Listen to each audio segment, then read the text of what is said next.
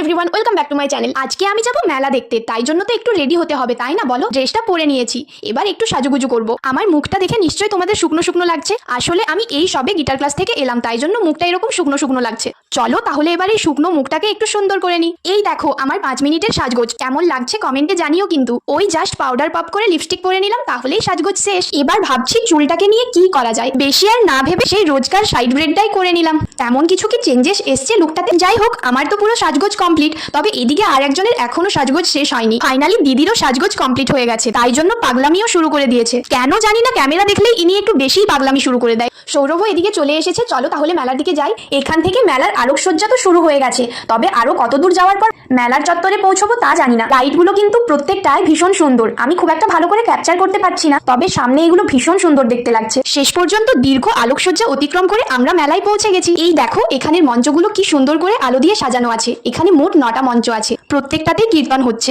এখানে এই 9টা মঞ্চতে কীর্তন হওয়ার জন্য এই মেলাটার নাম নবকুঞ্জ। আর মেলা তো প্রত্যেকটা জায়গাতে যেমন বসে সেরকমই বসেছে, দেখতেই পাচ্ছ। তবে লোকজনের ভিড় একেবারেই নেই।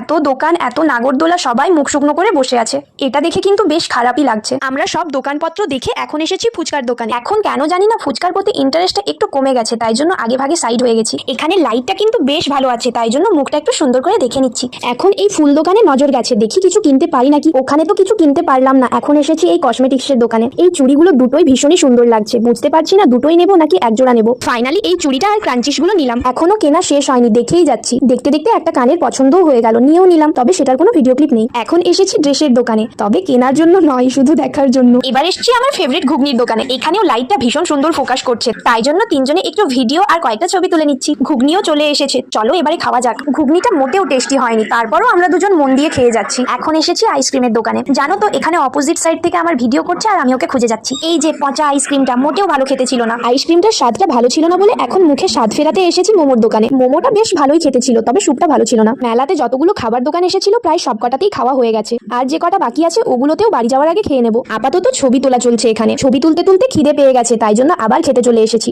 এখন নিয়েছি চিংড়ির চপ। এবার এসেছি মিক্সচারের দোকানে। মোটামুটি প্রত্যেকটা খাবার দোকান থেকেই কিছু না কিছু কিনছি, কারো মনেই দুঃখ দেবো না। এখান থেকে এই তেলে ভাজাগুলোও নিয়েছি। মিক্সচার খেতে আমার বেশ ভালো লাগে, তবে এই মিক্সচারটা মোটেও ভালো লাগেনি। এখন দিদি আর সৌরভ রোল নিয়ে বসেছে, আমার পেটে আর মোটেও জায়গা নেই। অনেক মেলায় ঘোরাঘুরি করেছি, এবার চলো বাড়ি যাই। এই সুন্দর ভিডিও ক্লিপখানা আমার দিদি তুলেছে। ফেরার পথেই এই জিলিপির দোকানটা বসেছে, এখান থেকে জিলিপিও নিয়ে নিলাম। যখন এসেছিলাম তখন ভিড় না থাকলেও এখন বেশ ভালোই ভিড় হয়েছে। চলো এবার টুকটুক করে বাড়ির দিকে এগোই। বাড়ি চলে এসেছি, গেছিলাম ওই 7:30 কি 8টার দিকে, এখন ওই 10:30 মতো বাজে। আজকে অনেকটা জার্নি করেছি। চলো তাহলে আজকের মতো ভিডিওটা এখানেই এন্ড করছি। ভালো লাগলে লাইক, কমেন্ট, শেয়ার, সাবস্ক্রাইব করে দিও। দেখা হচ্ছে নেক্সট ভিডিওতে। টাটা।